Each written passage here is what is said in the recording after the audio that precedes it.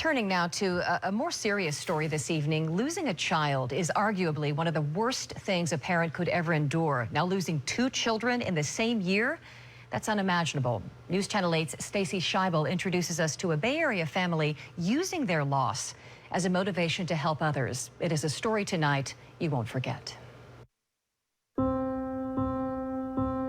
You don't realize how many people ask you how many children you have until your children die. And then it's every day somebody asks you how many children you have. Though you no longer see the pain on their faces, Robin and Kyle Matthews bear scars of loss that run deep. The Matthews welcomed their first child, a son named Ezra, in 2008. I attached him very quickly. But just after his first birthday, something was wrong. We went to the pediatrician 4 times that month, and finally we just took him to the emergency room thinking we need more answers than a cold.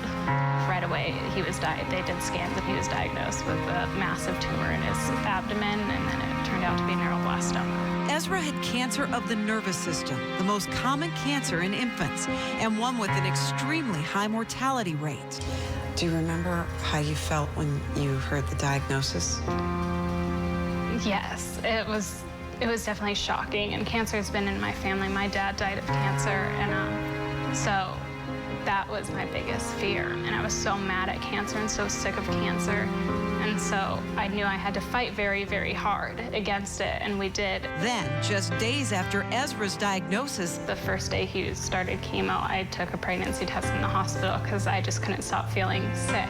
And I thought it was just a diagnosis was making me feel sick, but it turned out I was pregnant. With twins, a high-risk pregnancy due in part to the stress of Ezra's illness. And then I delivered 3.5 months early. Price was 1 pound 13 ounces, and he passed away after a week.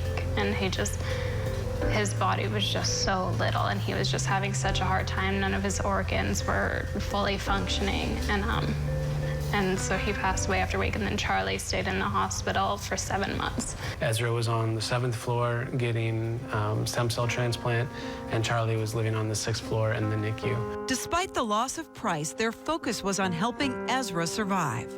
But any good news would be short-lived. Ezra's remission didn't last long. We were literally told when Ezra relapsed, just pick a trial. That was what we were told.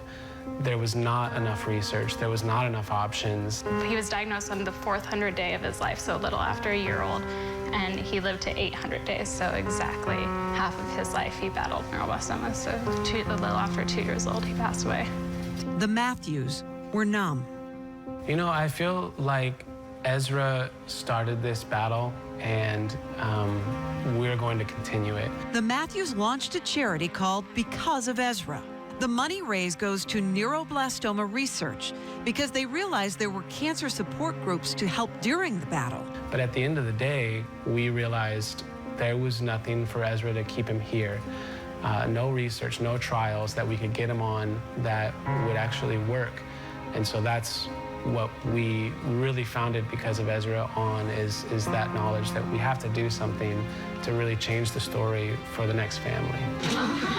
Now that a few years have passed, the pain is a little less raw. And Charlie is an absolute joy to be around. Their surviving twin Charlie is now 4 and the center of the Matthews universe. 2 years ago, they grew their family again, this time by adopting a teenager from foster care. His name is Charles. When people say new people you meet, do you have children? How do you answer it? I don't feel comfortable saying 2. I feel like I'm lying, because I am.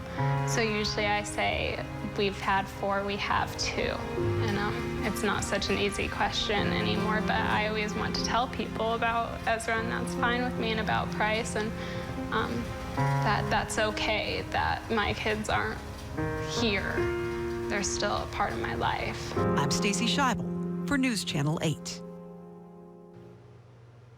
Wow, what a brave story. Thank you so much to the Matthews family for sharing their story with us tonight. And you have a chance to support the Matthews cause Because of Ezra. Their 3rd annual Karaoke for the Cure is being held tonight in Ybor City. The tickets are $75, and you can find a link for more information at WFLA.com under the links mentioned.